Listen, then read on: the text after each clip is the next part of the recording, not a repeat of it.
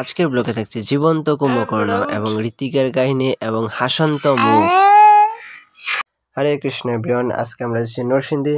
তো আমরা দেখাবো কি করেছি নরসিংদী। আমরা মন্দিরে গিয়েছিলাম। তো মন্দির এখন দুপুর, ভগবান রেস্ট করছিল, মানে এখন দরজা দেওয়া ছিল ভগবানের এবং ভক্তরাও রেস্টে ছিল। তো আমি যাচ্ছিলাম আন্টির বাসায়। তো আন্টির বাসায় যাওয়ার পথে আমি ভাবছিলাম যে না, সুশান্তরা আছে, তো সুশান্তর সাথে দেখা করে যাই। তো আমি গিয়ে দেখি যে কি অবস্থা সুশান্ত, আপনাদের দেখাচ্ছি। দেখুন সুশান্তর কীর্তিকলাপ। তো আপনারা দেখুন, সুশান্তদের বাড়িতে আমি চলে এসেছি। দেখুন এখন দাঁড়িয়ে আছি এবং সুশান্তর বোন সে আমারে টেক আপ করছে। তো সে আবার একটু শর্মাইতেছিল, মোবাইল অন ক্যামেরা। তো যাই হোক, তারপরে আমরা উপরে উঠলাম। তো আমি আবার চিন্তা করছিলাম যে সুশান্তর বাবা উনি গত 2 দিন আগে দেশের বাইরে মানে বিদেশে রওনা হয়েছে। তো আমি ওনাকে খুব মিস করতেছিলাম মনে মনে। তো মিস করতে করতে রুমে ঢুকে গেলাম। দেখাচ্ছি রুমে কি কি দেখলাম আমি। তো দেখুন, প্রথমে দেই যে সুশান্ত শটান হয়ে শুয়ে রয়েছে, মানে জীবন্ত ঘুম যারে কয়, এই যে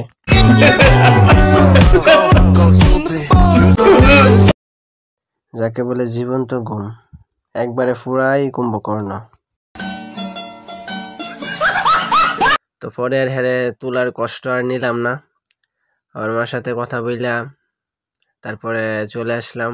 দেখুন পরে কই কই যাইতেছি আপনাদের সাথে সবকিছু শেয়ার করব। দেখুন ঘুম করে কয়েক ফুরাই কুম্ভকর্ণ, আর কি কম সুশান্ত।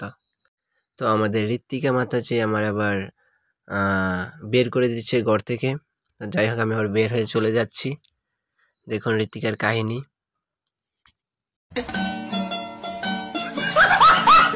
এই হচ্ছে বাচ্চাদের কাহিনী। যাই হোক, আমার লাগে সবাই মজা লয়।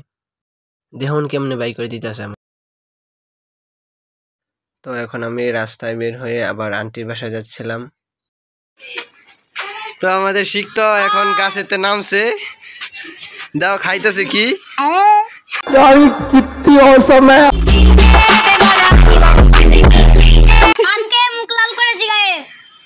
তো আমি আবার শিখতোদের বাড়ি থেকে মন্দিরে যাচ্ছি, যেহেতু রাত্রে আরতি হবে, তো সেজন্য আমি আগে চলে যাচ্ছি।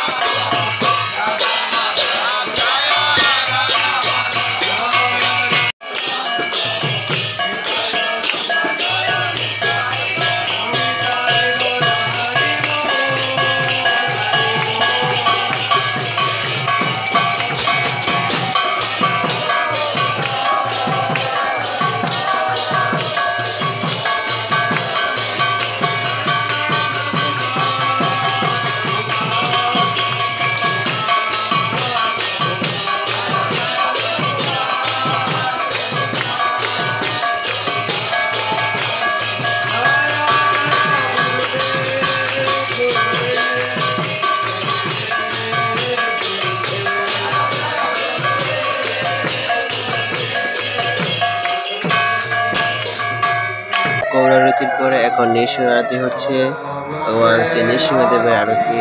সমস্ত বিঘ্ন নাশ ও ভগবান নৃসিংহদেব ভক্তি জীবনের সমস্ত বিঘ্ন নাশ করে শ্রী নৃসিংহদেব, সেই নৃসিংহদেবের বিশেষ আরতি হচ্ছে। তো আপনারা নৃসিংহদেবের আরতি এবং কৃপা পুরোটাই গ্রহণ করুন।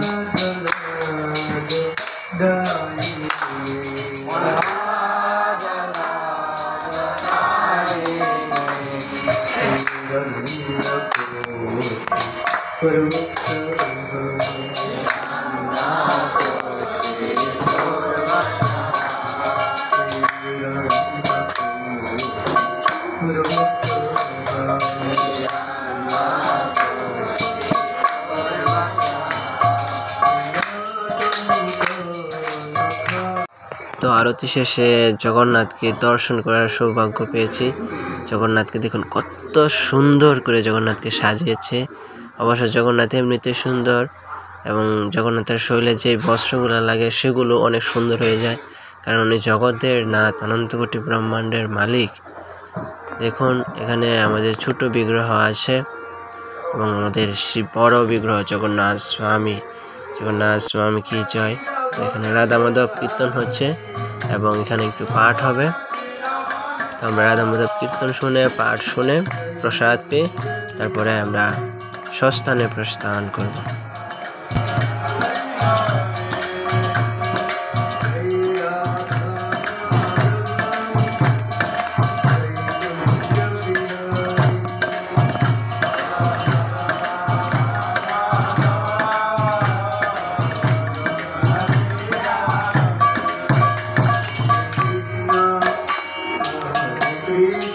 তো আমরা বাড়ির উদ্দেশ্যে রওনা হয়েছি। তো আপনাদের কাছে ব্লগটা কেমন লেগেছে জানাবেন। হরে কৃষ্ণ।